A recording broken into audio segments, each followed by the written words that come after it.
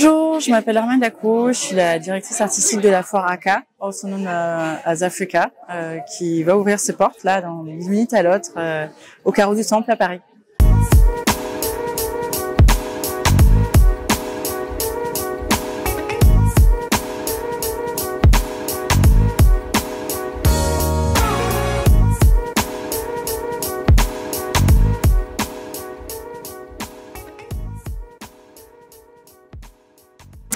ACA, c'est une foire, une plateforme qui met en relation des galeries qui représentent des artistes du continent et d'ailleurs, tout artiste qui revendique un lien avec l'Afrique, avec des collectionneurs, un grand public, des institutions, des musées, des commissaires d'exposition, afin de donner une visibilité à cette scène contemporaine du continent à l'international. On est une foire qui est à sa 7e édition et on a vraiment à cœur de montrer des artistes confirmés, majeurs, mais aussi de donner une place à la jeune scène, aux artistes émergents qui n'ont encore été peu montrés ou pas du tout, et leur laisser cette opportunité d'être connus du plus grand public.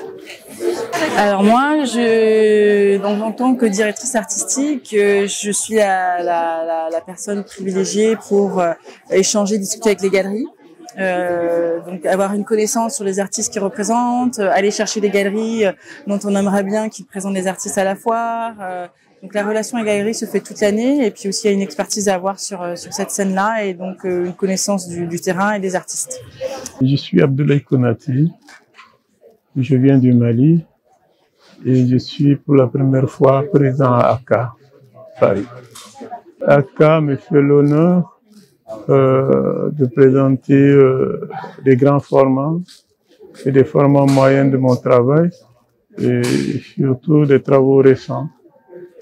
Et je crois pour moi, c'est une occasion de montrer au public parisien l'évolution de mon travail actuel. Bonjour, donc je suis César Lévy, le directeur de la 193 Galerie. La 193 Galerie a un concept de faire un tour du monde de l'art contemporain. Donc on n'est pas centré exclusivement sur les scènes africaines. On a quasiment 30-40% de nos artistes qui sont issus des scènes africaines. Donc c'est pour ça qu'on fait depuis 4 ans la foire ACA. Et donc cette année, on va présenter 4 artistes. Un artiste marocain, Hassan Hajj, qui était à la Maison européenne de la photo récemment. Un artiste du Cameroun, Marcel Chop. Une artiste du Kenya, Tendiwe Muriu. Et un artiste du Ghana, Derrick Ofosu-Boateng. Bonjour, je suis Marie-Lune Gosseke, je suis la curatrice de la 193 Galerie. C'est un grand plaisir puisque les foires spécialisées sur les scènes africaines et afrodescendantes, il n'y en a pas encore tant que ça. Et surtout, ACA présente une ambiance particulière. Il y a une ambiance très chaleureuse qui, pour moi, correspond exactement à l'ambiance qu'on va trouver sur ces scènes. Et je dis bien ces scènes au pluriel, puisque c'est ce que une foire comme ACA nous permet de montrer, c'est la diversité, en plus de la légitimité de toutes ces scènes que nous avons à cœur de défendre. Je suis Michaela Djeminaglou, je représente la galerie Aficaris, qui a été fondée en 2018 par Florian Azopardi. Vous êtes ici sur notre stand. On représente actuellement à la foire ACA 4 artistes, dont Jean-David Nkot, qui est derrière moi, Mustapha Baïdi Oumarou, Hyacinthe Ouazzara et Mathieu Egoven. La foire ACA est un événement majeur pour nous, puisqu'on est une galerie parisienne, c'est une foire parisienne, et on est spécialisé sur la scène contemporaine d'Afrique. Donc comme la foire, donc pour nous c'est assez évident de participer à ACA. C'est la 3e fois que nous sommes présents ici, donc c'est toujours une bonne aventure et on est très content d'être là. Nous avons choisi les artistes sur différents médiums, même si la peinture reste assez présente.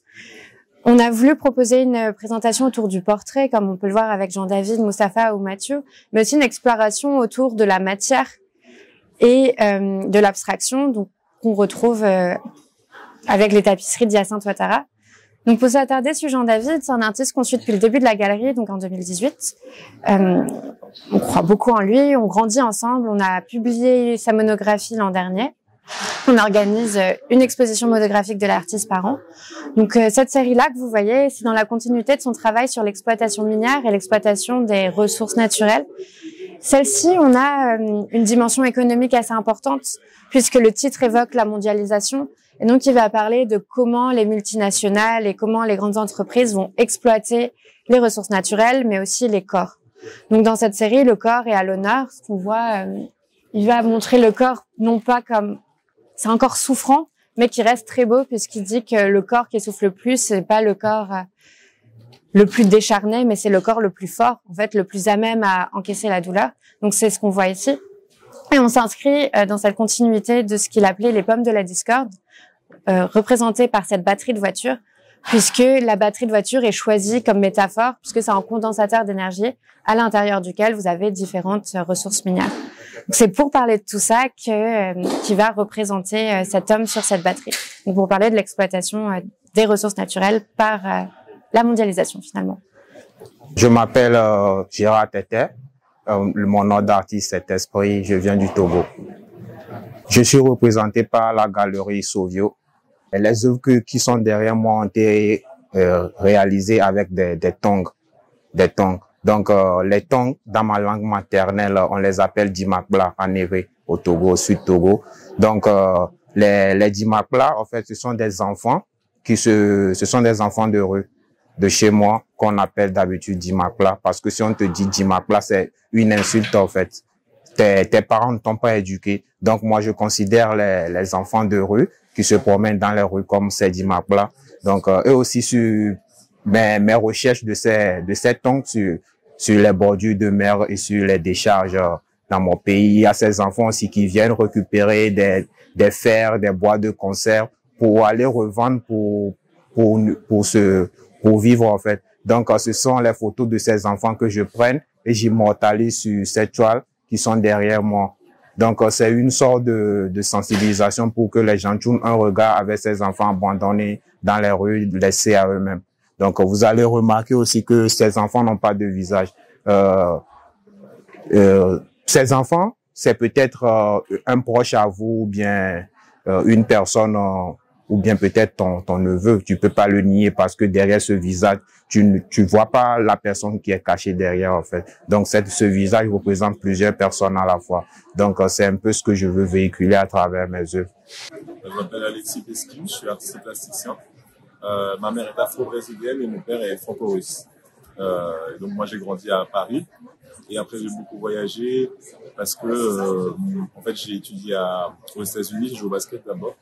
Donc j'étais dans pas mal de villes afro-américaines comme Atlanta, Chicago et j'ai étudié à Howard University à Washington. Mon travail en général parle des expériences des afro-descendants à un niveau global. C'est le sujet qui m'intéresse en fait en général. Et donc je fais des œuvres avec les clous qui parlent de transcendance, qui parlent de violence, de nos expériences, que ce soit pour les afro-brésiliens ou les afro-caribéens ou afro-américains en rapport avec l'esclavage, mais autres aussi les expériences précoloniales, des royaumes. Enfin, il y a beaucoup de choses qui m'inspirent. Et donc, j'utilise des clous que je dore aussi avec la feuille d'or. Après, il y a mon travail photographique qui est lié au travail, en fait, à mon travail de vidéaste aussi. Je fais pas mal je fais des films. Je suis en train de faire mon 3e là. Et c'est des courts métrages d'art en fait. Il n'y a pas de parole en général. Et en fait, ce qui est assez important dans ma pratique photographique sont les costumes. J'utilise toujours un élément en fait métaphorique pour parler pour évoquer des sujets. Voilà.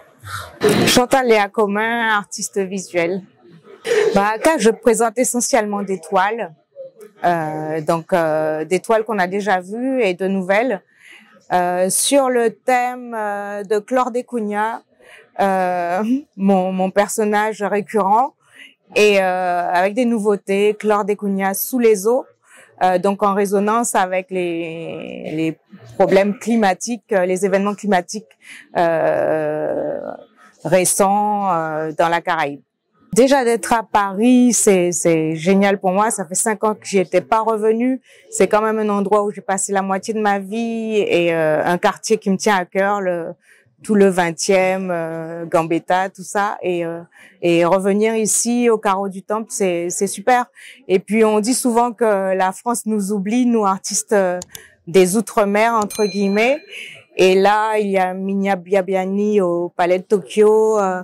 Nous, on est là, il y a Annabelle Guerreda de Martinique, donc je trouve qu'il y a des ouvertures en France hexagonale pour les artistes caribéens, guadeloupéens, martiniquais, et c'est super. Moi, je m'appelle Willow Evan, je suis artiste franco-ivoirien, protéiforme, pluridisciplinaire, danseur, artiste contemporain, photographe aussi. Alors, je suis représenté par la galerie 31 Project, et là, sur AK, je suis sur un projet avec le collectif 9e Toit. On propose un projet avec plusieurs aspects digitaux et puis physiques.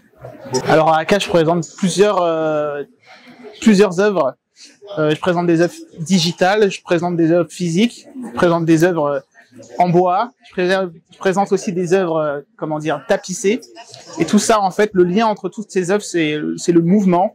Donc le mouvement dans l'histoire, ou le mouvement dans la représentation des personnes identifiées comme noires dans l'espace occidental, le mouvement d'une danse zaouli, ou bien le mouvement spirituel qu'on va rechercher dans la représentation des masques. Bon, pour moi, c'est une grande fierté parce que ça s'appelle Also Know as Africa. Et donc, c'est un petit peu de mon identité, de ma génétique, on va dire. Donc, pour moi, c'est une grosse consécration de pouvoir être exposé à AK.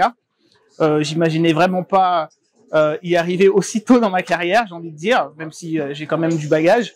Et je suis vraiment très honoré d'être ici. Bonjour, je m'appelle David Gums. Je suis un artiste originaire de Saint-Martin. Je vis actuellement en Martinique, où j'enseigne à l'école d'art visuel. Donc à AK, je présente ma série Blossoms, qui est une des premières œuvres qui ont beaucoup voyagé ces dernières années. Donc c'est des créations digitales et une installation interactive aussi utilisant la même technologie en fait.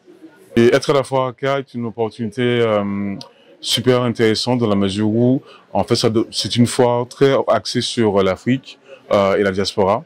Et ça permet de mesurer son travail aux autres et de voir tout le travail qui doit être fait pour atteindre le même niveau de superstars qui sont là, mais aussi d'être vraiment dans un engouement plutôt diaspora africaine.